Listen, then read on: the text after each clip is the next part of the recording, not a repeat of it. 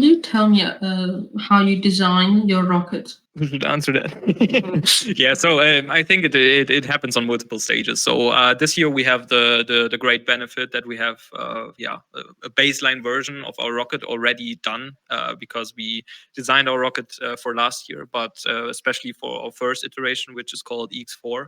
It took a while until you find ways to develop your system. Of course, you can always take the cleanest way, like industry would, with requirements engineering and all the fancy flow charts and the whole system architecture stuff. But yeah, let's be real, we are also just students, so we might not have known from the beginning of these stuff.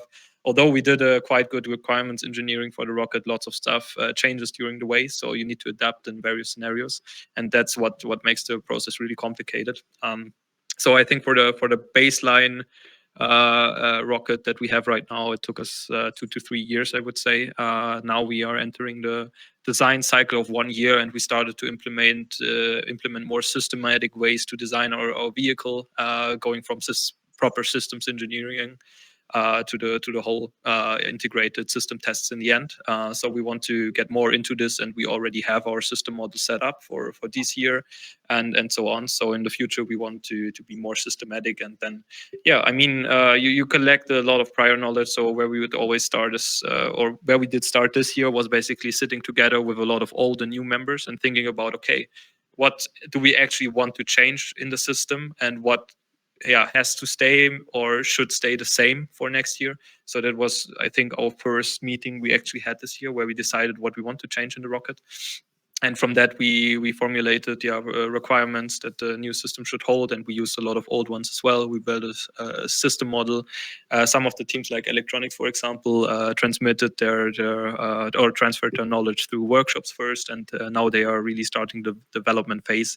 And then we're going through a lot of design phases, where we design the whole system, subcomponents, etc. Go through preliminary design reviews. Later, we go through critical design reviews, and in the end, we do subsystem tests. And usually in spring or summer, we do the whole integrated, it's summer. In summer, we do the integrated rocket test, where we test all of our propulsion system, or the whole rocket, basically in the vertical configuration. Where also the flight computer is actuating all valves of the system, so that we are set for the competition. And that concludes the design circle. After that, we enter a more logistical phase, where we need to get our stuff to the competition, work out our procedures again, practice, do rehearsals and stuff.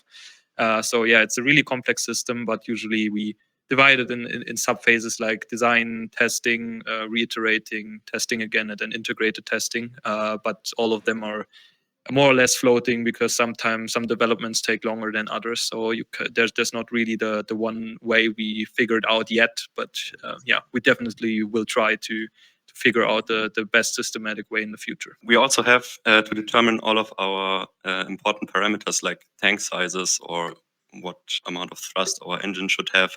All of those things.